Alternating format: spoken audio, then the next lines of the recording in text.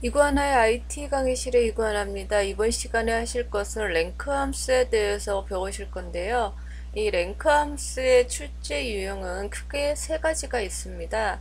그것을 살펴보게 되면 이렇게 랭크 함수가 단독으로 사용하는 경우 첫 번째 유형이고요. 두 번째 유형은 이 랭크 함수 뒤에다가 어떤 문자를 붙여라 라고 하는 게 두 번째 유형입니다. 어렵게 나오는 유형이 이렇게 if 함수와 랭크 함수를 서로 중첩해서 사용해라 라고 하는 게 세 번째 유형이죠.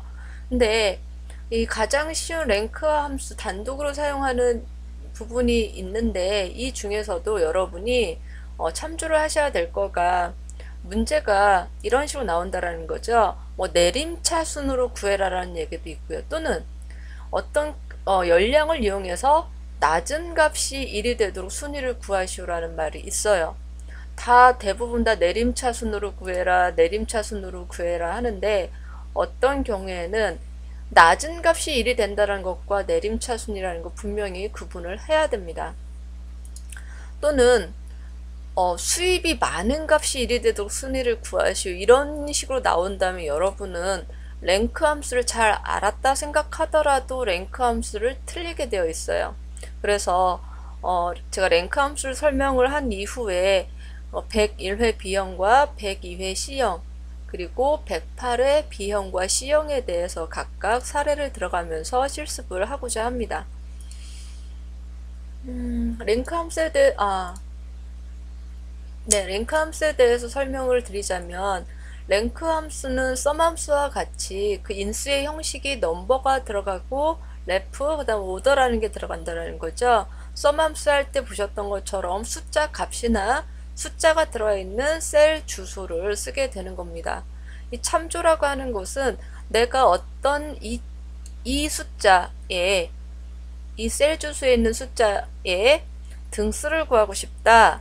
어디에서 이 범위에서 라고 참조하는 범위 있죠. 등수를 구해야 하는 참조 대상값들 범위들을 이 ref라고 하는 그 인수 위치에 넣으면 됩니다.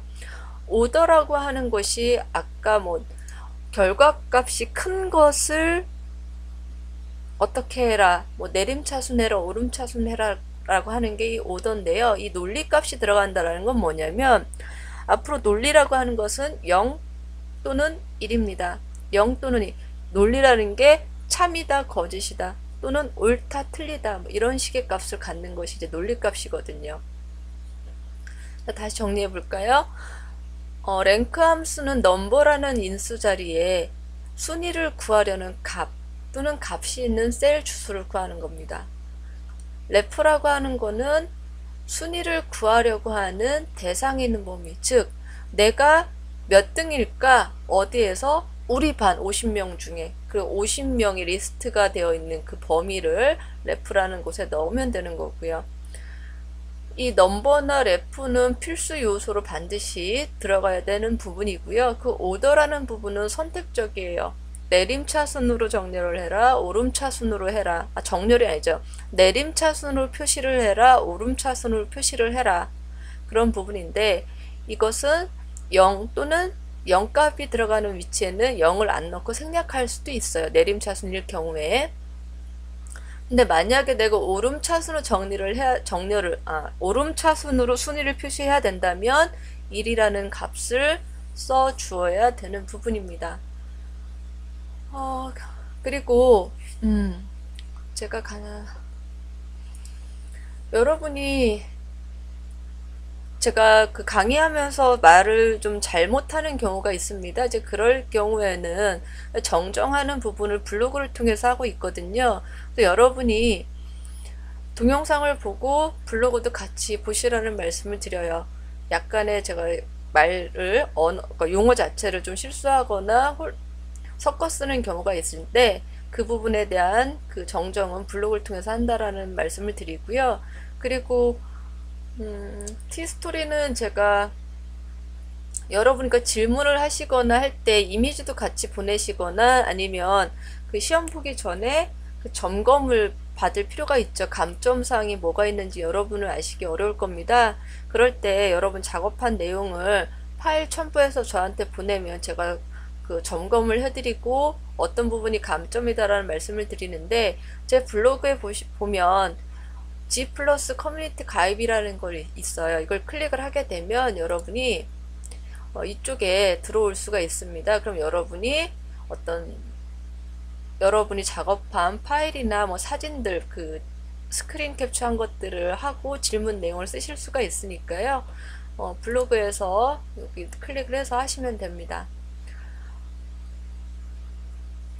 랭크 함수에 대해서 좀 더 살펴보도록 하죠.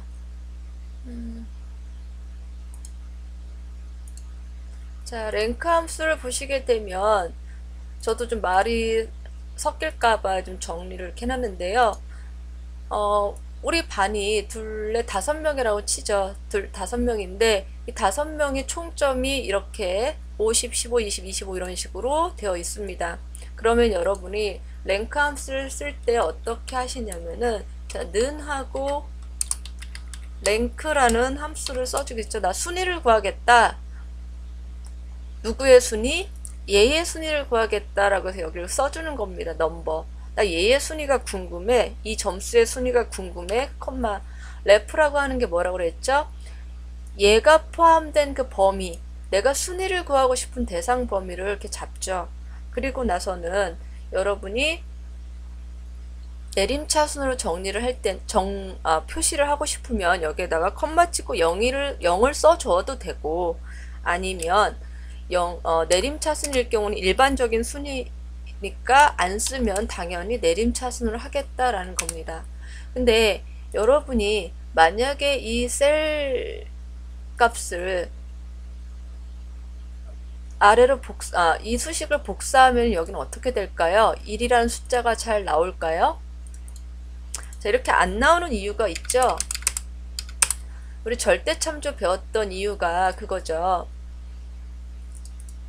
봤더니 내가 얘의 등수를 구하고 싶다. 대상 범위는 어디예요? C6부터 C10까지였는데 내가 채우기 핸들로 수식을 복사했더니 C6, C7, C8 이런 식으로 여기가 증가되는 건 맞지만 각각의 순이니까, 하지만 대상 범위인 이 레프에다가는 숫자, 행번호가 참조하는 대상의 행번호가 이렇게 증가하면 안 되는 거죠.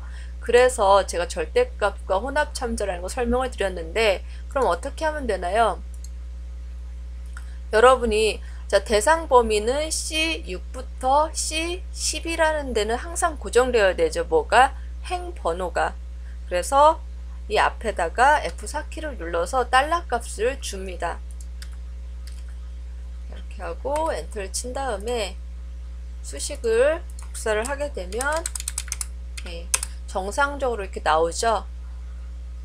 절대값, 절대참조, 혼합참조 구분을 하셔야 되는 부분이고요.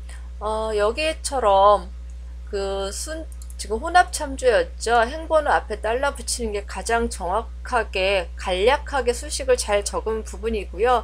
이 위에 있는 것처럼 절대참조를 해도 감점은 아닙니다. 자, 그러면 자, 정리를 좀 해보면요.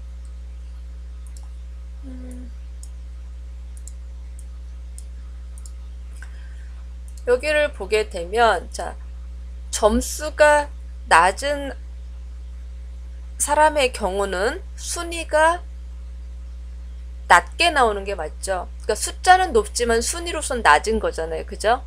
그리고 점수가 높으면 당연히 5등보다는 1등이 순위가 높은 거죠. 숫자는 작지만 순위는 높은 거예요. 즉, 여기서 내림차순이라는 것이 뭐냐면, 순위를 구하고자 하는 숫자가 여기 이렇게 있죠. 순위를 구하고자 하는 숫자가 있어요. 근데 그 숫자가 적은 값의 순위는 어떻게 해요? 낮게 표시를 해라. 숫자가 작게 표시하는 게 아니라 순위를 낮게 표시하라는 거니까 이렇게 나오는 거죠. 자, 그러면 오름차순이라는 건 뭐예요? 내가 구하고자 하는 점수가 여기 있는데 이 점수, 이 숫자가 적은 값의 순위를 어떻게 해라? 높게 표시를 해라. 순위가 높다라는 것은 1등의 순위가 높은 거고 5등의 순위가 낮은 거죠. 이 부분 잘 구분하셔야 됩니다. 이 부분 점수가 낮은 것의 순위를 높게 표시를 해라. 이게 오름차순이에요. 그래서 오름차순은 일단 여러분 가장 어려운 게 둘 중에 하나 이건가 저건가잖아요. 여러분이 이렇게만 기억하시면 됩니다. 순위를 구하고자 하는 숫자가 있다. 그 숫자가 적은 값의 순위를 낮게 표시해라. 적은 값의 순위를 낮게 표시해라. 이게 내림차순이다. 이렇게 정리하죠. 순위를 구하고자 하는 그 숫자가 적은 값의 순위를 낮게 표시하는 게 내림차순이다.